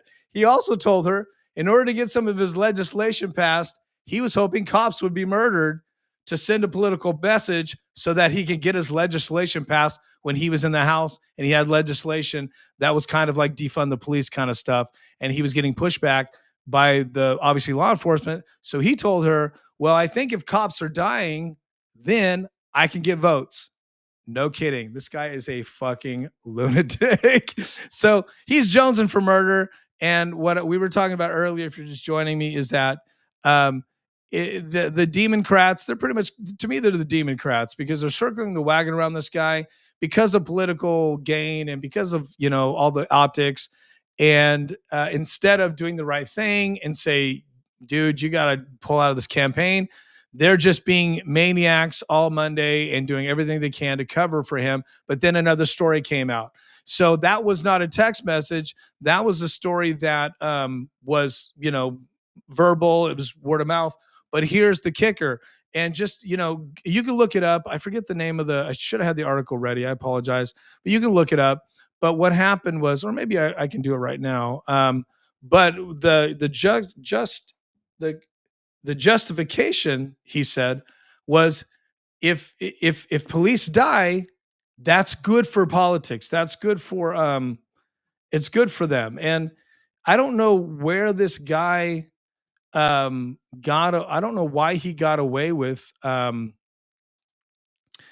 being so murderous and thinking that people would cheer him on. And that's the way it goes. Somebody mentored him in that. And that's the other issue, is that this is learned behavior in politics from another politician that has demonstrated this to him. And maybe they're all like that. Look, we're seeing that. We're seeing that a lot of these Democrats are cool with murder, and that's not good. I mean, we saw when Charlie Kirk died, and that's one of the reasons why I'm calling this stuff out, is when Charlie Kirk died, it was enough is enough. And now all of these lunatics are coming out of the woodwork. So here's the article. I found it. And I think it's important for us to take a look at it. So here's the latest on this cat. So Fox News, of course, Democrat leadership is still circling the wagons. And then it's called Virginia Scoop. I guess this is the name of it. Here you go. So yeah, Scope, Virginia Scope. Sorry. So here it is. Keeping you informed on state politics. So here's the story that broke today. Conyer, that's the Republican woman that he's been having these weird private conversations with. That, to me, why it's odd to me. Why would you tell a person these dark things unless you were getting off? It's just weird to me. And why would you trust somebody that's a Republican? Democrats never trust Republicans. Now, behind the scenes, I'm sure they all do. I mean, they're all, commingled and stuff. And a lot of it's political theater. And some of this is too, I guess, right? But it's interesting to me that he would tell somebody of the other party that he has violent tendencies about these dark things. So he says to her in a 2020 phone call. Now, that was way back when he was in the legislature, which God knows how he got in there. And he was, so this was 2 years before he got to murdering children. He was at 2020. He was cool with murdering cops. Okay. And then he graduated to murdering children. Jesus Christ. So he says in a 2020 phone call that a few police officers dying would stop the police from killing other people. And later on, it goes on to talk about, we'll continue down here. It also goes on to talk about his thoughts on how he can get his legislation passed. So Carrie Conyer is a delegate, Republican. I haven't even looked into her yet. She's interesting. I want to know, Carrie, how did you get this guy to tell you all these things, man? You clearly told the wrong person. So Carrie sat down with Virginia Scope on Monday morning, sat down to discuss the controversy surrounding text messages sent to her in 2022 by Virginia's Democratic Attorney General nominee, Jay Jones. In the conversation, they talked about, I'll paraphrase it, of course, you can read it. What action should she take? Blah, blah, blah. So National Review broke the story. Now, the story she says is that she screen capped them and sent them to Todd, the guy that Jay wanted to execute violently. And then somehow they got leaked right at the end of the campaign, which is kind of old school politics, I have to say. We haven't seen this in a while. We haven't had, honestly, the Democrats have been smarter. They haven't run somebody as idiotic as this guy. So it goes on to tell you, here's the text message again. If you haven't seen it, there you go. Some Republicans have it. It might be a poster on their wall, would be hilarious. Actually, there is talk that they're going to make billboards. And I'm sure that's going to happen. In fact, the GOP, the national GOP, because they thought Virginia was a lost cause. National GOP has just infused $1 million into a special ad. I showed you the ad earlier. Backtrack, guys. You can always backtrack in my stream because I'm live right now, but you always backtrack. Earlier in the show, I showed the commercial that they're dropping. I thought I did. I showed a few, but anyway, they're spending $1 million on ad buys, which is good money right there. So they're saying it was an accidental text, but this is all just not true because I think what and she said, she was freaked out and, we agree with that. I think there was some kind of romantic thing going on. Look, I'm speculating, but I think that there was something going on because he was so comfortable to tell her, I'm going to kill children. You just don't get there with someone unless you really know them really well. And no one should ever get there. I mean, no one thinks of that except him. Like Mika said on the other clip I played. I mean, it's horrible. It's horrific. Who thinks like this? But the fact that he was comfortable telling her this, that tells me a lot about the relationship. And it's odd to me. I think he was trying to get with her. That's what I think.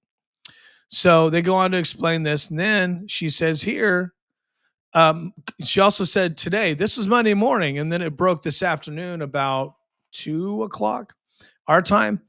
We had a pretty heated conversation about public policy and pain involving qualified immunity. They're talking about police officers getting immunity in the line of duty if they hurt someone and they had to make a snap decision, but possibly there's liability. Okay. Now, right now, states are liable, or cities and counties. So police officers, in most circumstances, unless it's very egregious and they're prosecuted, they're not liable for prosecution or financial damages. I have my opinions on that.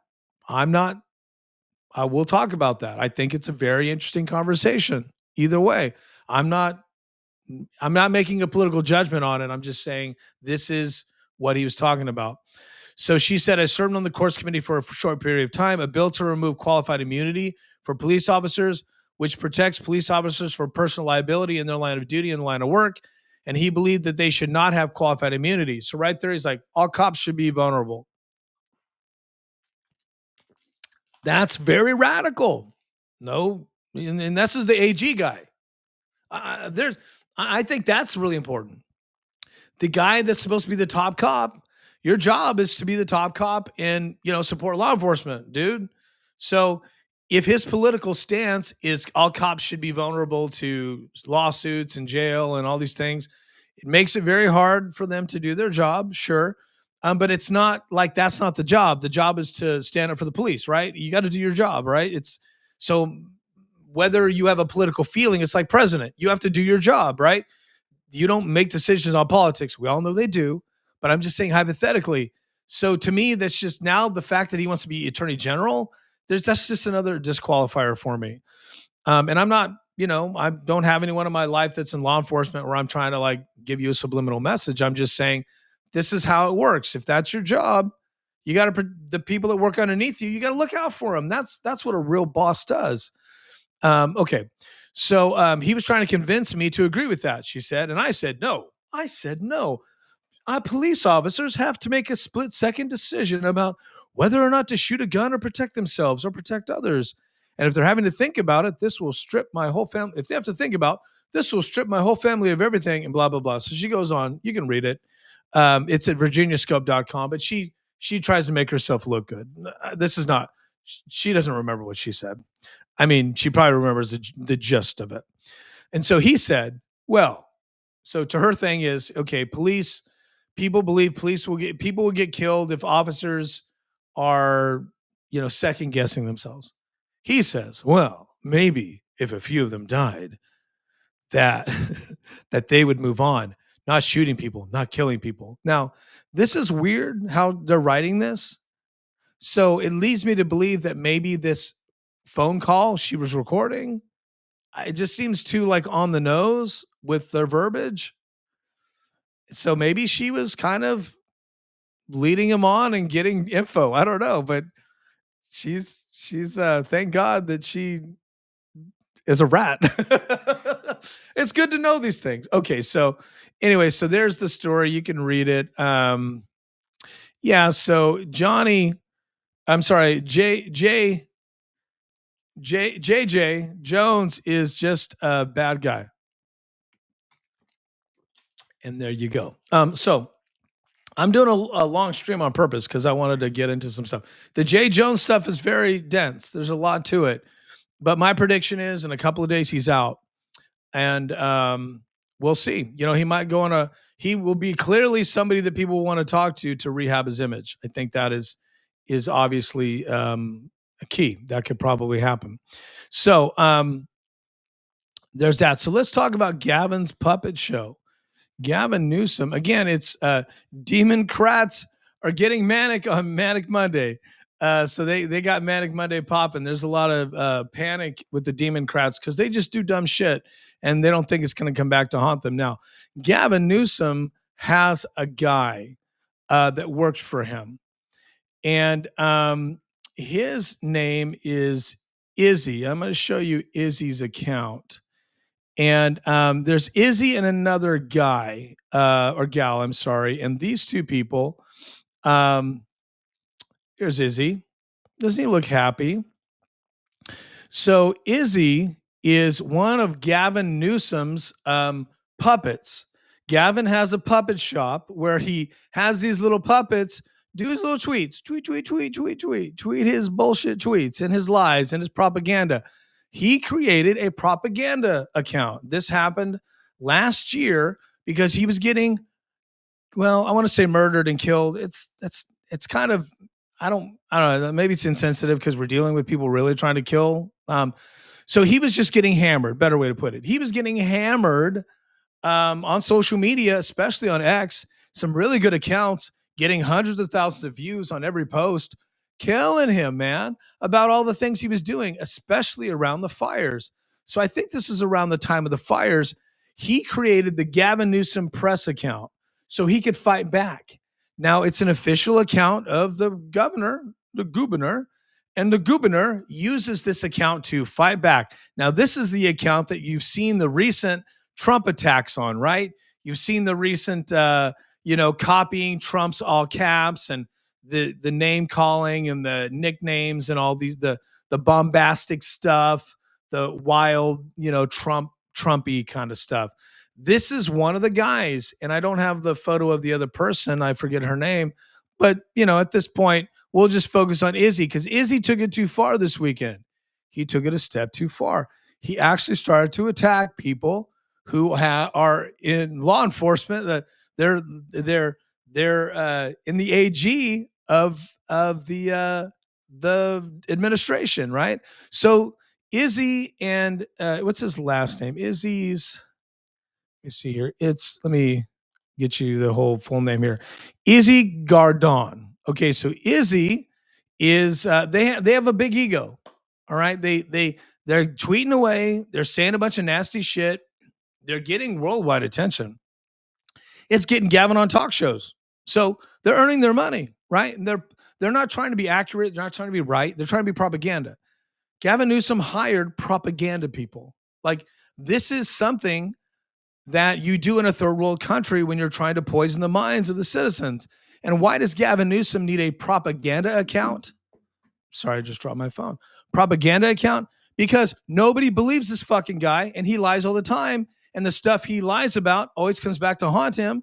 And people are getting killed under his administration. People are getting hurt. Homes are being destroyed. Lives are being destroyed by Gavin Newsom. He's destroyed this country. I'm sorry. Well, he's destroyed the state. He would destroy the country if he ever got into public office. And that's his point. At this point, he's done ruining California. No one cares about him. His approval rating is terrible. Do you notice that nowhere in the California mainstream media or the mainstream media, MSNBC, nationwide, when they talk about Gavin Newsom, do they talk about his approval rating? They never do. A couple of shows I watch do, and he does not have a high approval rating with anybody other than the Democrat Party. And that's kind of so-so. But anyway, my point is he's now trying to run for president. We all know that. So these guys here are trying to earn a ticket to go with him to the campaign. And they're doing a pretty good job, I got to tell you. But they took it too far. So this weekend, I'll pull it up here. There was a judge. Okay. So a judge, her home caught on fire. And this judge, I'm going to find, here we go. This judge here, let me see here. Let me stop sharing this tab. Let me jump to another one. Let me stop this. So this judge's home caught on fire and burnt down. And here it is. So this is a North Carolina Circuit Court judge, Diane Goldstein, okay, federal judge. Her multi-million-dollar home. Now, I always have a question when I see a politician. Now, we know how they do it.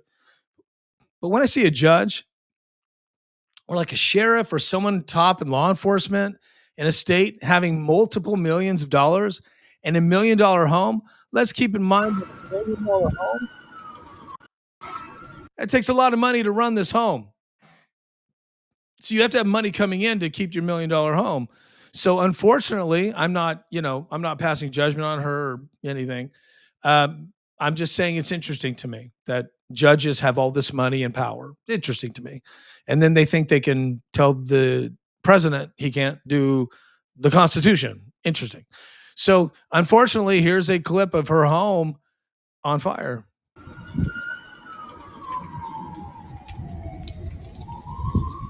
Very terrible. You hear the fire coming. You can hear this thing burning. He says, this cat, hear this thing burning. Like we needed his commentary. You can hear this thing burning. You can hear this thing burning. Yeah, we can hear it, baby. Now, that is significant because he's very far away. I'm assuming it's a he or whoever with this deep voice, very far away. But this place is burning down the house. So this happened. Okay, so when this went down, there was a thought on, obviously, how did this happen? People think about that. Here's a picture of the home before it went to Hades. Pretty nice, looks like 3 stories, and then it's got maybe a 4th, little romper room here. So living large, living it up. So these judges, they show up at 10 a.m. while you got to get up at 7 a.m. to make your court appearance. They're driving their Maseratis and shit, pulling in, got the little coffee, a latte, got their assistants. They got a lot of power. They get in there, they make you wait, put on their robe, do whatever they want, do their nails and shit, social media, walk out, pass judgment on you all day long, go home to these nice houses, drive their $100,000 cars. It's a nice life. I'm not trying to be a populist, but I kind of am. Okay. So this judge has been accused of, there's been some accusations where, she kind of has some ethics and again, kind of does whatever she wants. Okay. And there was a lawsuit that she was involved in about, voter data. So she's a very left-wing radical judge. She has no apologies about that. And she has gotten the attention of the administration. So they have criticized her. And so here's that video again, maybe a longer version of it.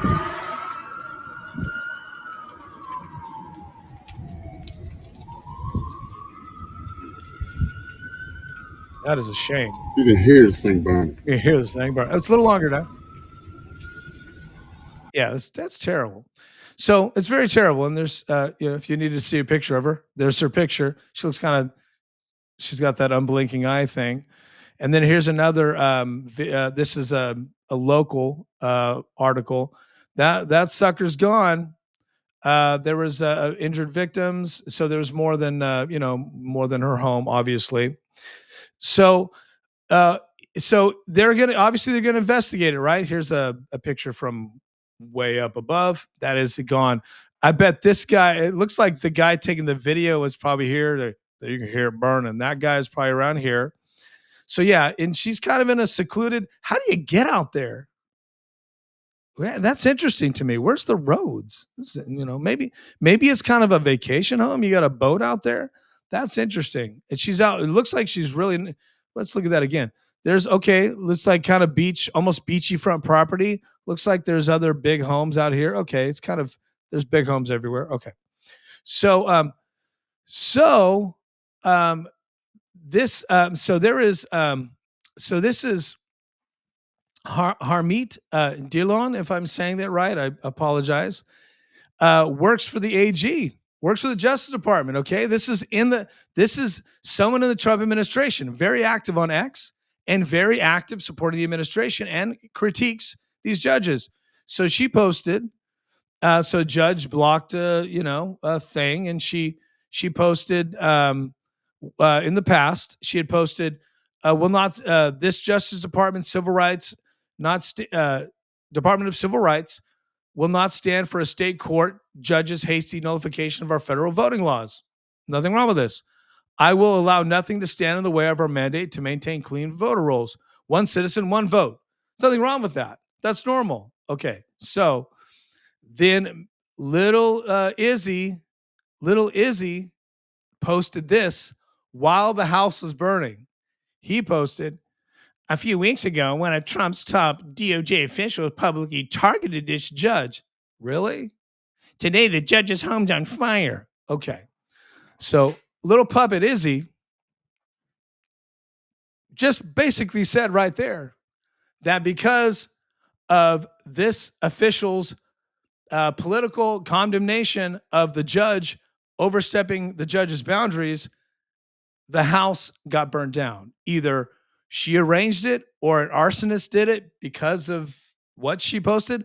I don't know why he thought this was going to work out for him, but it didn't work out for him. And in fact, she responded to him and she reported him to she reported him to I'm trying to find the clip. She said they're going to now investigate him because he insinuated that he insinuated that because of her rhetoric that somebody burnt the house down. Now here's another tweet or a post on that, which I think is hold on, I got to find that, which is extremely interesting. So here's a post on that. So Jesus Otesi, am I saying that? In the Department of Justice, works for her. Okay, works for her. Who works for Pam Bondi?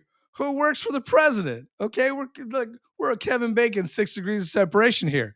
He says a staffer, baby Izzy, for the Cal governor, that lunatic Newsom, has insinuated that AG Dillon, am I saying that right, is responsible for the tragic house fire. That's what he insinuated in the post. To conflate civil discourse and violent acts as reckless, shameful, and outright disgusting, do better. So he condemned him. Okay, so this gets interesting. So let's look at her account. There she is. Yeah, she is in the Justice Department under Pam Bondi. Okay, so she let's see, she had a response here. Okay, here it is. So listen to this. Okay, here's the other side of the story. It hadn't even been investigated yet, and he was talking shit about her. Here's the other side of the story. Greg Price says Gavin Newsom's communications director, the puppet Izzy, blamed A.G. Dillon yesterday for a judge's home being burned down. Now, this was today, 4 hours ago, okay? Because she criticized her rulings. Law enforcement just released a statement. I didn't tell you guys this yet, saying that there's no evidence the fire was set intentionally. All right? There's no evidence. And so because of that, and now she's also working on other stuff that happened today. Because of that, she is they're going to hold them accountable. So Fox News reports that they are referring this as a threat to of false implications, which that could bring violence on her and all sorts of negative results. But it was a lie. It wasn't true. He tweeted it when the house was burning, and it hadn't even been investigated yet. But again, yes, it is fuck around, find out. And then she wrote, "Don't hold your breath, bro. I said nothing requiring an apology. Your staff are the ones putting targets on federal officials." And somebody was talking about, and then they call him here he is. There's a better picture. And then they doubled down and he posted some other stuff. So there's the memes. But yeah, so they're going to look into him, investigate him. Who knows where that will go? It's all political theater. But again, Gavin Newsom's puppet shop steps in it. We thought they learned their lesson last week. Apparently they didn't, but it's fine because the more and more that he continues, Gavin Newsom continues to let these cats just get wild all over the internet and post all sorts of random stuff, the more trouble they're going to get into, because they are emboldened to just talk shit about anybody in the administration because Gavin does that.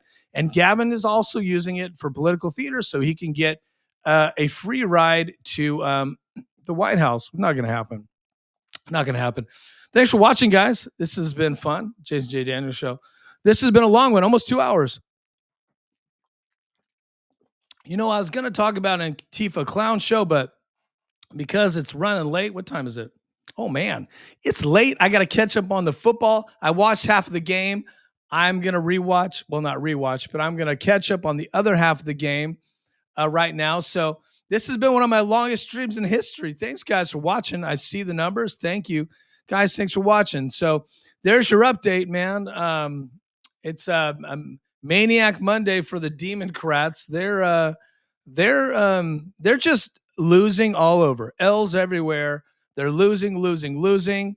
And Virginia is very important to everyone. You guys need to keep your eye on that, because if Jay Jones doesn't drop out, which I doubt he won't, but if he doesn't drop out and then somehow he wins, that's going to be crazy. That would set a tone that would be very dark for everyone, because that would show you that people will vote tribally. They'll vote for anybody. And it doesn't matter what they say or what they threaten. And it doesn't matter if they're not qualified to be that office holder.